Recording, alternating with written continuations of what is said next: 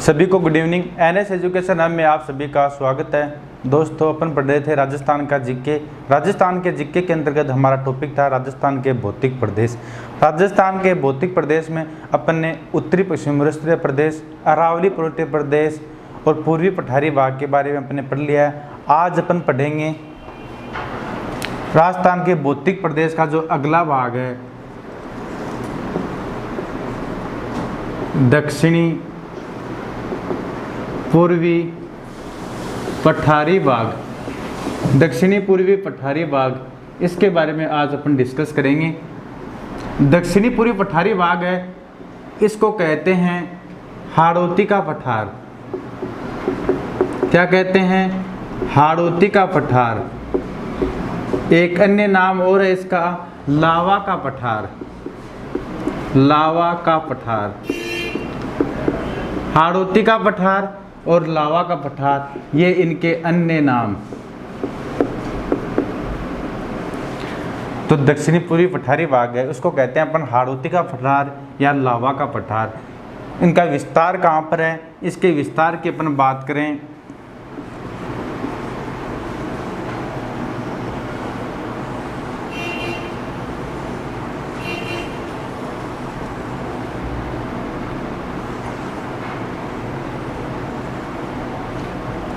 राजस्थान का मैप आपके सामने दिया। सबसे पहले अपन ने देखा था 1 नंबर पर उत्तरी पश्चिमी मरुस्थलीय प्रदेश। उत्तरी पश्चिमी मरुस्थलीय प्रदेश। उत्तरी पश्चिमी मरुस्थलीय प्रदेश की अपन ने बात की थी।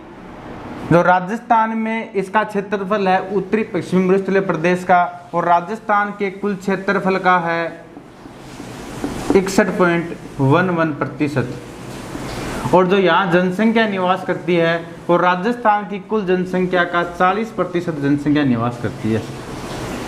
61% क्षेत्रफल है, 61.11% क्षेत्रफल है और 40% जनसंख्या यहाँ निवास करती है उत्तरी पश्चिमी मरुस्थलीय प्रदेश के अंतर्गत। उसके बाद में नेक्स्ट आया था अरावली पर्वतीय प्रदेश। अरावली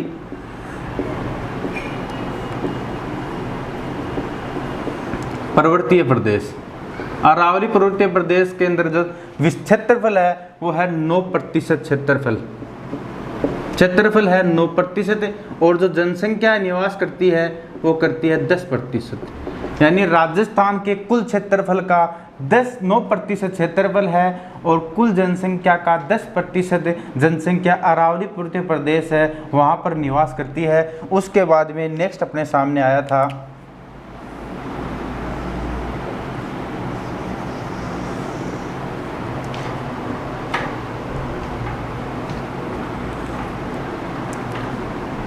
तीन नंबर पे पूर्वी मैदानी भाग। पूर्वी मैदानी भाग। पूर्वी मैदानी भाग की बात करें तो जो पूर्वी मैदानी भाग का क्षेत्रफल है राजस्थान के कुल क्षेत्रफल का था, क्षेत्रफल है 23%। क्षेत्रफल है 23%, यानी राजस्थान के कुल क्षेत्रफल का 23% क्षेत्रफल है वो पूर्वी मैदानी भाग का है। और यहाँ जनसंख्या कितनी निवास करती है? 39%। ध्यान रहे, जो जनसंख्या घनत्व है वो सर्वाधिक किनका है? पूर्वी मैदानी भाग का है। 23% कुल जो राजस्थान का कुल क्षेत्रफल है उनका 23% क्षेत्रफल किनका है? पूर्वी मैदानी भाग का। और उन 23% में जनसंख्या निवास करती है 39%। यानी जो जनसंख्या घनत्व है, ध्यान रखना, जो जनसंख्या घनत्व है, जनसंख्या घनत्व है वो इस क्षेत्र का क्या है? सर्वाधिक है। सर्वाधिक जनसंख्या घनत्व है। उसके बाद में जो नेक्स्ट अपना भौतिक प्रदेश है वो है 4 नंबर पर, जिसके अपन चर्चा करने वाले हैं दक्षिणी पूर्वी पठारी भाग, जिसको अपन कहते हैं हाड़ौती का पठार। हाड़ौती का पठार। हाड़ौती के पठार की बात करें तो सबसे पहले आता है अपने सामने क्षेत्रफल। यानी जो हाड़ौती का पठार का जो क्षेत्रफल है वो कितना है, तो इसका जो क्षेत्रफल है वो है 6.89%। राजस्थान के कुल क्षेत्रफल का 6.89 जो क्षेत्रफल है वो किसका है, हाड़ौती के पठार का, यानी दक्षिणी पूर्वी पठार का है। और जो जनसंख्या है वो कितनी निवास करती है, 11% जनसंख्या निवास करती है। 6.89% में 11% जनसंख्या निवास करती है। अब बात करें अपन हाड़ौती के पठार की, जिनको कहते हैं लावा का पठार। ये किसका भाग है, यह है गोंडवाना लैंड का भाग, गोंडवाना लैंड का,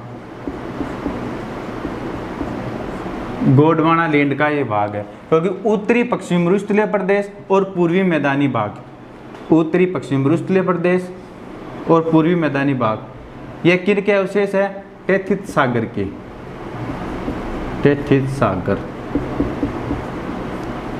और अरावली पर्वतीय प्रदेश और हाड़ौती का पठार ये किन के हैं, गोंडवाना लैंड के।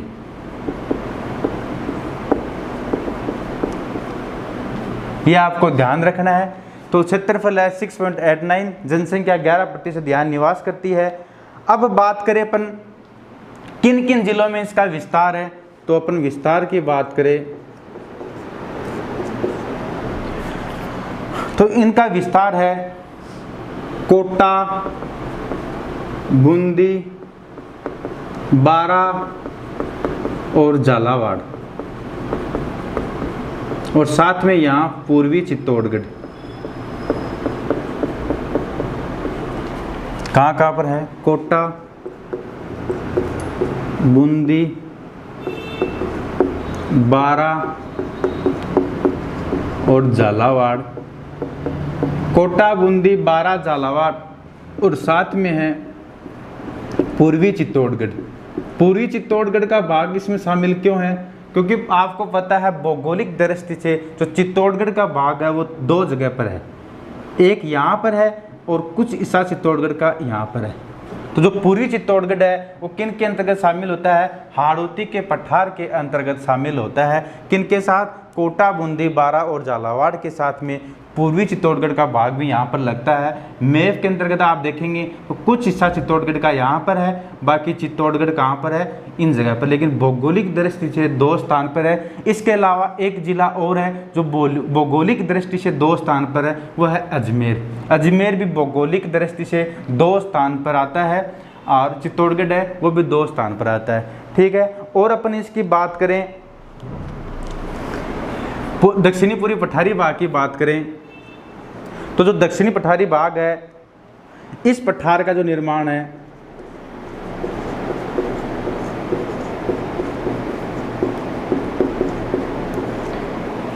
जो ये पठार है, इस पठार का निर्माण है वो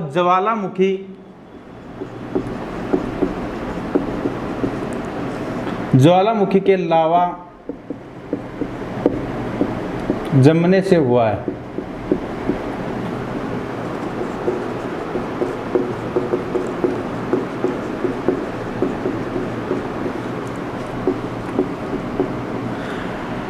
जो ये हाड़ौती का पठार है, इस हाड़ौती के पठार का जो निर्माण है वो ज्वालामुखी के लावा के जमने से हुआ है। इस कारण यहाँ पर क्या है, यहाँ का जो धरातल है, यहाँ का धरातल क्या है, पथरीला है। यहाँ का धरातल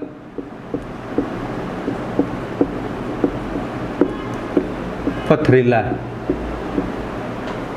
आप देखेंगे उत्तरी पश्चिम जो मरुस्थलीय प्रदेश है वहां पर क्या है, मरुस्थली मरुस्थल है। मरुस्थल यानी जो रेत के टीले टीले हैं। अरावली पर्वतीय प्रदेश है, पीछे की क्लास में अपन ने देखा था जो अरावली पर्वतीय प्रदेश का विस्तार, जो विस्तार कहां से है, खेड़ ब्रह्मा, पालनपुर, कहाँ, गुजरात। खेड़ ब्रह्मा पालनपुर से लेके और कहाँ तक है, रायसीना पहाड़ी तक। कितनी लंबाई है इसकी, टोटल लंबाई है 692 किलोमीटर। लेकिन जो राजस्थान में है, राजस्थान में कहाँ से शुरू होता है, राजस्थान में यहाँ सिरोही से लेकर झुंझुनू तक इसका विस्तार है। कितनी लंबाई? 550 किलोमीटर। ये आपको ध्यान रखना है, कई बार एग्जाम के अंतर्गत पूछा गया है कि अरावली पर्वतीय प्रदेश की कुल लंबाई 692 किलोमीटर और राजस्थान में इसका विस्तार 550 किलोमीटर। ये भी आपको ध्यान रखना है। अब बात करें अपन दक्षिणी पूर्वी पठारी भाग की, तो यहाँ वर्षा की बात करें, यहाँ वर्षा की बात करें तो जो यहाँ वर्षा होती है वो होती है 80 से 120 सेमी तक। ध्यान रखना 80 से 120 सेमी तक यहाँ वर्षा होती है, यानी 100 सेमी से अधिक वर्षा वाला स्थान, 100 सेमी से अधिक वर्षा, 100 सेमी से अधिक वर्षा वाला जो स्थान है वो कौन सा है? दक्षिण पूर्वी पठारी भाग। और राजस्थान में सर्वाधिक वर्षा वाला जिला कौन सा है? झालावाड़। झालावाड़ सर्वाधिक वर्षा कहाँ? झालावाड़ में। और झालावाड़ कहाँ है? दक्षिणी पूर्वी पठारी भाग के अंतर्गत आता है। सर्वाधिक वर्षा झालावाड़ जिले में ही होती है। 100 सेमी से अधिक वर्षा वाला जो स्थान है झालावाड़ जिला, वहाँ सर्वाधिक वर्षा होती है राजस्थान के अंतर्गत। अब अगर वर्षा 80 से 120 होती है तो अपन बात कर लेते हैं इसके साथ जलवायु की। जो जलवायु है वो है अति आर्द्र। इसके साथ ही अपन बात करेंगे मिट्टी की। तो इस जो विभाग की जो मिट्टी है वो है काली मिट्टी। और जो काली मिट्टी है वो किसके लिए उपयुक्त है? कपास की खेती के लिए। कपास की खेती के लिए उपयुक्त, ये आपको ध्यान रखना है। यहाँ पर मिट्टी है काली मिट्टी, और जो काली मिट्टी है उसमें सर्वाधिक पैदावार किसकी होती है? कपास की। यानी जो कपास की खेती है उसके लिए उपयुक्त मिट्टी कौन सी है? काली मिट्टी। कौन से भाग में पाई जाती है? हाड़ौती का पठार है, जो लावा का पठार है, दक्षिणी पूर्वी पठारी भाग है, वहाँ पर पाई जाती है। वर्षा 80 से 120 सेमी वर्षा होती है। यानी राजस्थान के अंतर्गत 100 सेमी से अधिक वर्षा कौन से भूभाग में होती है? दक्षिणी पठारी, जो दक्षिणी पूर्वी पठारी भाग है वहाँ पर सर्वाधिक वर्षा होती है। और राजस्थान के अंतर्गत सर्वाधिक वर्षा वाला जिला वो है झालावाड़। वो कौन से भाग में स्थित है? दक्षिणी पूर्वी पठारी भाग में स्थित है। और जो वहाँ की जलवायु है अति आर्द्र है, यानी मिट्टी काली मिट्टी पाई जाती है, कपास की खेती के लिए जो उपयुक्त है। यह आपको ध्यान रखना है। विस्तार कोटा, बूंदी, बारां, झालावाड़ और साथ में पूर्वी चित्तौड़गढ़ आपको बता दिया है। चित्तौड़गढ़ है वो भौगोलिक दृष्टि से 2 स्थानों पर स्थित है। एक यहाँ प्रतापगढ़ के ऊपर भीलवाड़ा के पास में है, और एक यहाँ पर जो हाड़ौती का पठार है या कोटा है, कोटा के बाग के पास में इसका कुछ हिस्सा यहाँ पर है। ठीक है, ये आपको ध्यान रखना है। और इसके अपन बात करें, इसको हाड़ौती प्रदेश कहते हैं। हाड़ौती प्रदेश इस भाग को हाड़ौती प्रदेश भी कहते हैं, क्योंकि जो राजस्थान के अंतर्गत जो इस भाग है इसमें हाड़ा राजाओं का शासन था। किसका? हाड़ा राजाओं का शासन। हाड़ा राजाओं का शासन, इस कारण इसको कहते हैं हाड़ौती प्रदेश। ये भी आपको ध्यान रखना है। और इस प्रदेश की अपन बात करें, इसकी जो विशेषताओं की बात करें, तो जो यहाँ वर्षा है, आप देखेंगे ये राजस्थान है, राजस्थान के यहाँ पर है अरब सागर, इस दिशा में है अरब सागर। तो जो यहाँ से अरब सागर है वो इसके समांतर है। किसके?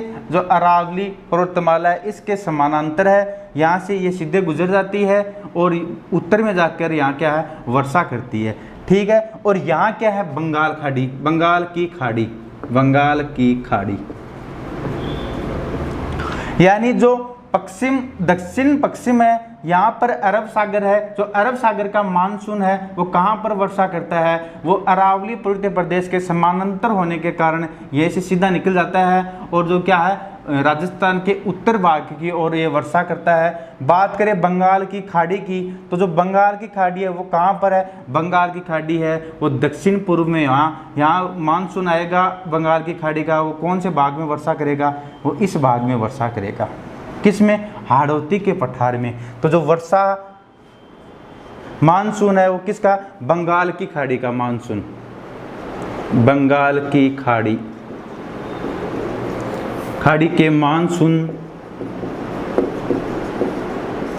से वर्षा, यानी जो वर्षा है वो बंगाल की खाड़ी के मानसून से होती है। ये आपको ध्यान रखना है। जो अरावली पर्वतमाला है, अरावली पर्वतमाला के यहाँ दक्षिण की ओर जो वर्षा है वो किसके कारण होती है? बंगाल की खाड़ी के मानसून के कारण ही होती है। और बाकी उसके उत्तर की ओर है, उत्तर पश्चिम की ओर है वो वर्षा है वो अरब सागर के मानसून के कारण होती है। लेकिन ये इसके समानांतर होने के कारण ये क्या, मानसून सीधा निकल जाता है और ये उत्तर दिशा में जाके और वर्षा करता है। ये आपको ध्यान रखना है।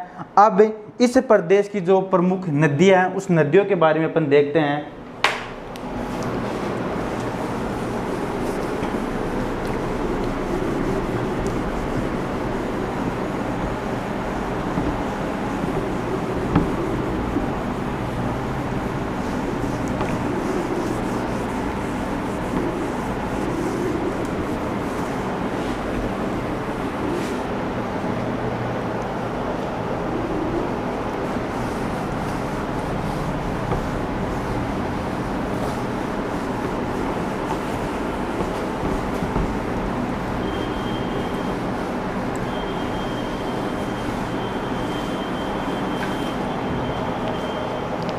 तो हाड़ौती क्षेत्र की नदियां, हाड़ौती क्षेत्र की नदियां, तो हाड़ौती क्षेत्र की नदियां कौन कौन सी है? काली सिंध, अपन बात करें जो हाड़ौती प्रदेश है, दक्षिण पूर्वी पठारी भाग है, इस प्रदेश में कौन कौन सी नदियां हैं? तो उन नदियों का विस्तार की बात करें तो एक आती है काली सिंध, पार्वती, परवन, काली सिंध, पार्वती, परवन, आहू, चंबल, आहू, चंबल। इन नदियों का विस्तार कौन से प्रदेश में है? दक्षिणी पूर्वी पठारी भाग यानी जो हाड़ौती के पठार है उनमें इनका विस्तार है। काली सिंध, पार्वती, परवन, आहू और चंबल, इन नदियों का विस्तार, ये ध्यान रखना। और इसका जो प्रमुख मेला, हाड़ौती क्षेत्र का प्रमुख मेला कौन सा है? अपन मेले की बात करें तो इस क्षेत्र का जो मेला हुआ है सीताबाड़ी का मेला, सीताबाड़ी का मेला। इंपॉर्टेंट लगा के लिख लेना, इस प्रदेश का प्रमुख मेला है सीताबाड़ी का मेला। कहां पर बढ़ता है? 12 में। इंपॉर्टेंट क्यों है? क्योंकि इसको कहते हैं सहरिया जनजाति का कुंभ, सहरिया जनजाति का कुंभ। सहरिया जनजाति का कुंभ क्या है? सीताबाड़ी का मेला। कहाँ बढ़ता है? 12 में। तो इस प्रदेश का प्रमुख मेला है, इंपॉर्टेंट लगा के लिख लेना। कई बार एग्जाम में पूछा था, सहरिया जनजाति का कुंभ है वह सीताबाड़ी का मेला कहाँ बढ़ता है? 12 में। अब अपन क्या करते हैं, जो ये प्रदेश है हाड़ौती का पठार, इसको अपन 2 भागों में बांट सकते हैं। तो हाड़ौती के पठार को, हाड़ौती के पठार को 2 भागों में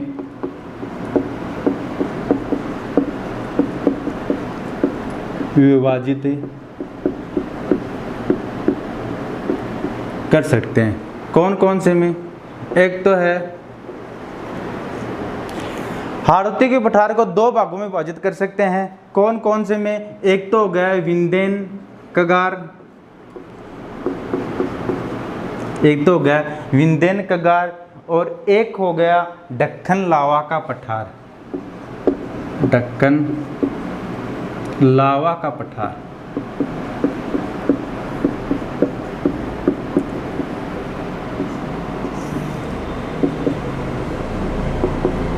विंध्यन कगार और दक्कन लावा का पठार।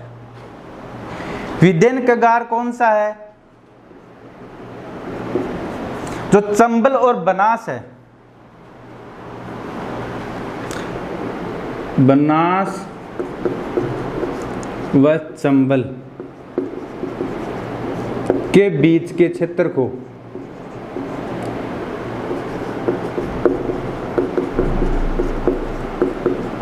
यानी जो बनास और चंबल है उसके बीच के क्षेत्र को किस नाम से जानते हैं? विंध्यन कगार के नाम से जानते हैं। यह आपको ध्यान रखना है।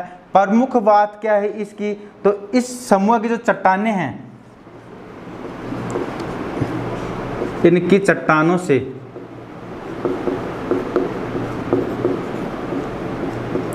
इनकी चट्टानें हैं, उन चट्टानों का उपयोग कहाँ क्या किया गया है? एक तो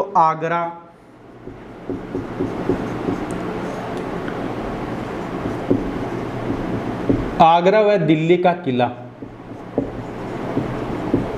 ध्यान रखते जाना, जो विंध्यन कगार की जो चट्टानें हैं उन चट्टानों का प्रयोग किया गया है आगरा व दिल्ली के किले में, जोधपुर महल, आगरा व दिल्ली का किला, जोधपुर महल, फतेहपुर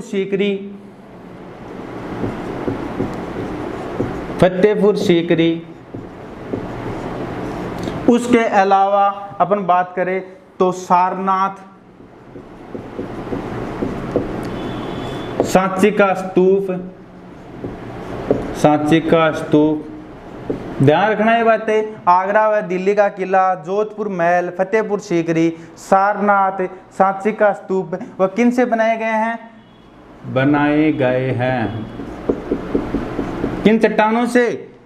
विंध्यन जो कगार है उनकी चट्टानों से आगरा व दिल्ली का किला, जोधपुर महल, फतेहपुर सीकरी, सारनाथ, सांची का स्तूप बनाए गए हैं। यह आपको ध्यान रखना है। और विंध्यन कगार है क्या? वह है चंबल और जो बनास है, चंबल नदी और बनास है उसके बीच का जो क्षेत्र है उसको विंध्यन कगार के नाम से जाना जाता है। अब बात करें जो दक्कन लावा का पठार है। यह पठार है क्या है?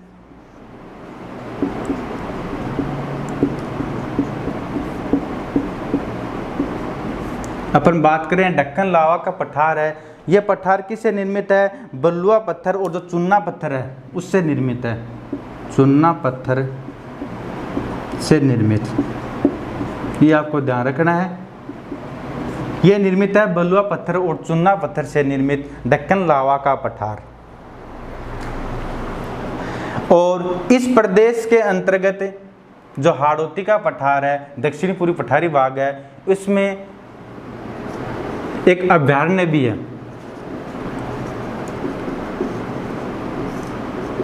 कौन सा अभयारण्य है यहाँ पर? दर्रा अभयारण्य।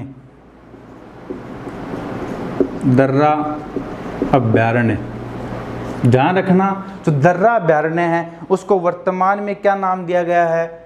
ये आपको ध्यान रखना है। वर्तमान क्या नाम कर दिया इसका? मुकुंदरा हिल्स।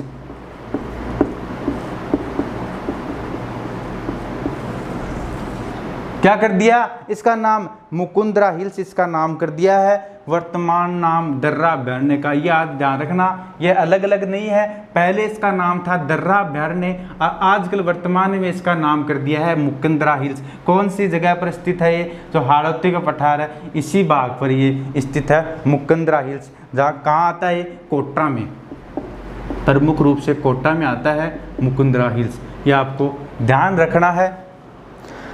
अब अपन क्या देख रहे थे? अपन पढ़ रहे थे दक्षिणी पूर्वी पठारी भाग। पहले अपन पीछे की क्लास में अपन ने पढ़ा था उत्तरी पश्चिम रूसलीय प्रदेश, विस्तार पूर्वक इसका डिस्कस किया था। उसके बाद में अरावली पर्वतीय प्रदेश, इसका अपन ने डिस्कस किया था। और उसके बाद में पूर्वी मैदानी भाग इसका डिस्कस किया। और अंत में अपन आज पढ़ा अपने हाड़ौती का पठार, लावा का पठार, जिस दक्षिणी पूर्वी पठारी भाग जिनको अपन कहते हैं हाड़ौती का पठार और लावा का पठार। इनके विस्तार की अपन बात करें तो इनका विस्तार कहाँ कहाँ पर है?